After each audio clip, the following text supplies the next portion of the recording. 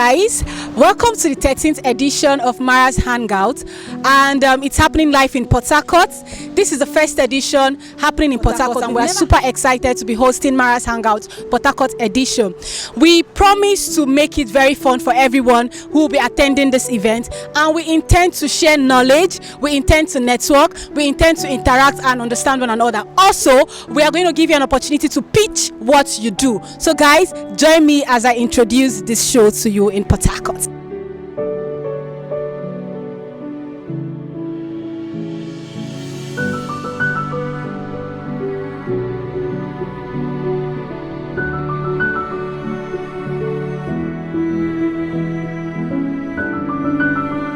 Tell us your name, you tell us what you do so that we can as well encourage you.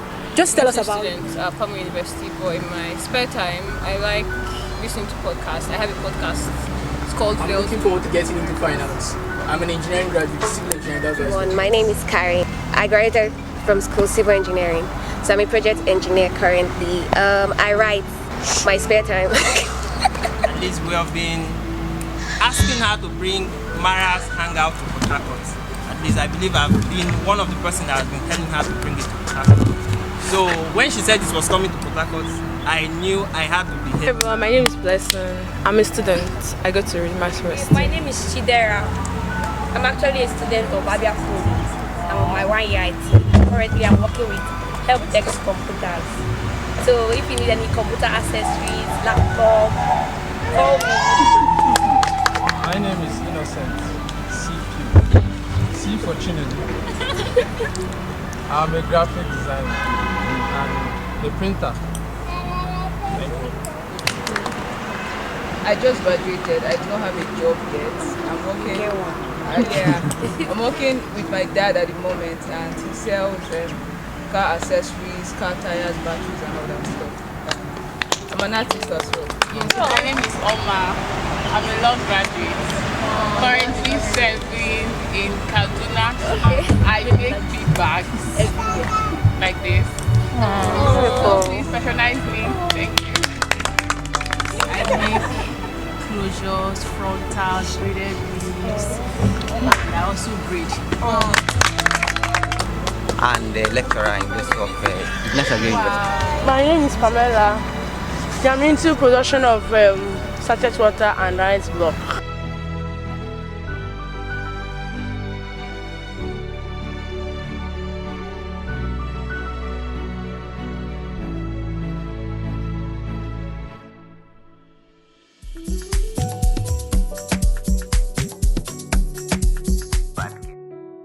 We had a conversation in Accra and it's similar to this depression.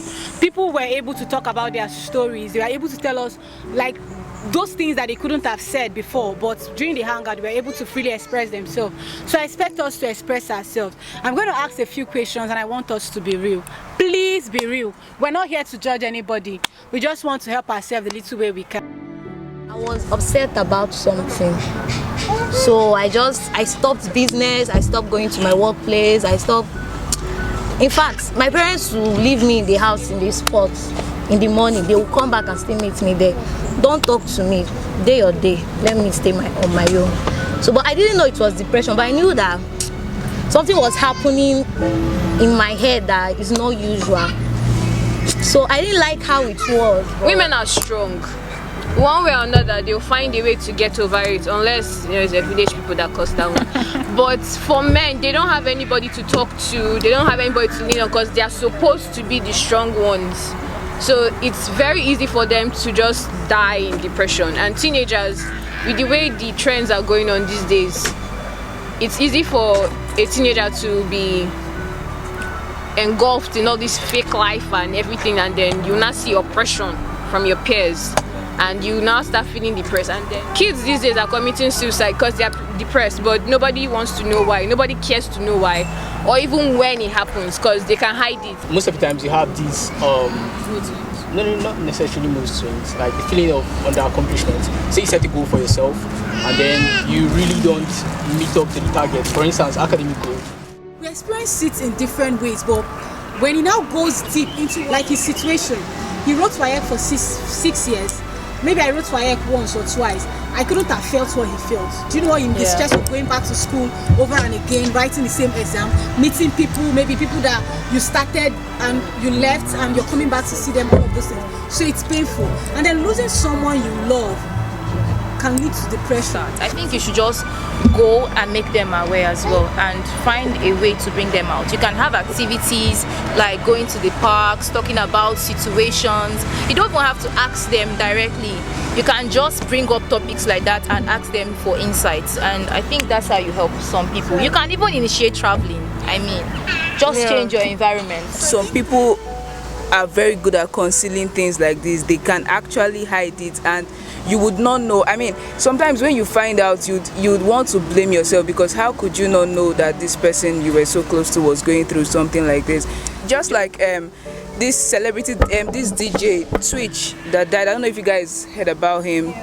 So, you know, by all indications, from what we can see from social media, you know, he's happy, he has a very beautiful family and stuff like that. You know, people couldn't possibly not have even guessed that he was going through anything, let alone depression. So sometimes you really can't know, and I feel like the only way to be sure is to just I know what I'm about to say, everybody's saying it and it's easier said than done, honestly, but it's to just like look for somebody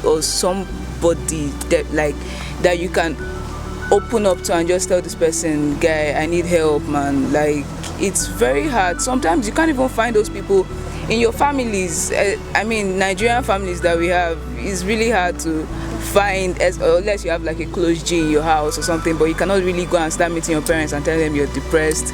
You cannot meet some of your elder siblings to tell them you're depressed. They won't even get it. Sometimes you don't want to come and start, you know, stressing your younger ones. They are the ones supposed to be coming to you with their problems, not you going to them. So it's just, it can be overwhelming. So it's just to find somebody and open up and say you actually need help, because that's the best way out. I really didn't care much about a lot of things. Maybe it's because it's my own fail-safe to prevent myself from experiencing what I don't want to experience. But I felt bad that, I mean, I don't care.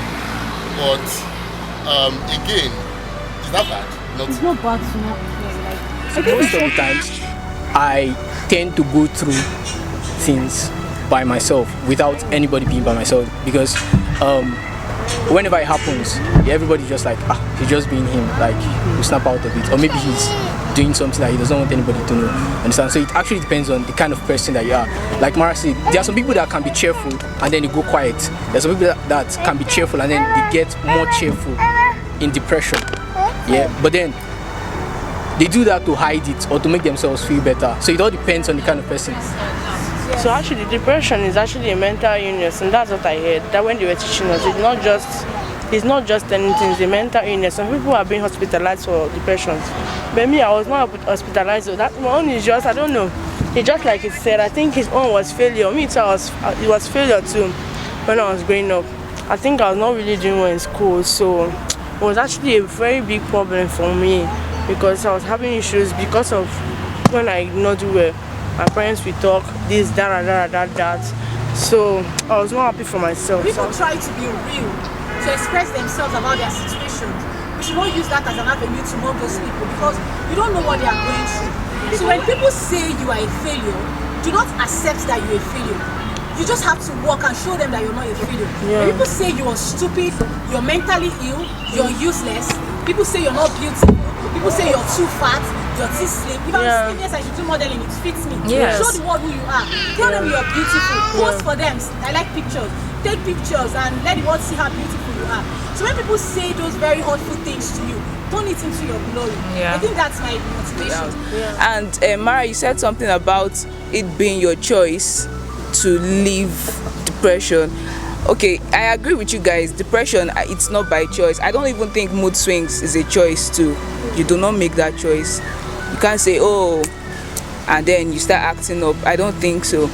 But you saying it's your choice to either remain there or not, I think that is also something else that is easier said than done, because you know, sometimes things can be very, very heavy and overwhelming, and you really don't know how to get out of it. Sometimes it's a situation or it's something you're experiencing. So as long as that thing is still going on, and if it's something that you don't have any power to change, as long as you're still in that system, in that rinse and repeat, just like you said, having the same routine all over and all over. Maybe you're in a toxic workspace that you cannot leave because you need the salary and stuff like that. As long as it's still going on, I don't think it's possible for you to just say, oh, today is the day I'll start feeling happy. You will decide to feel happy, but then you go to work and it's just coming back. Because everybody's now saying they're depressed. So at this point, people are not even going to pay as much attention that they need to, and then the people that are really, really depressed are the ones that are going to be suffering anything. Just like the boy who cried wolf. They wouldn't even they'll be like, everyday depression. They're now downplaying the whole thing. On our way to the rehearsal ground, I noticed that the rehearsal script was stolen. And it was stolen by number 3. Not I, sir. Who then, sir? Number 2, sir. Not I, sir. Who then, sir? Number 13, sir. Not I, Who then, sir?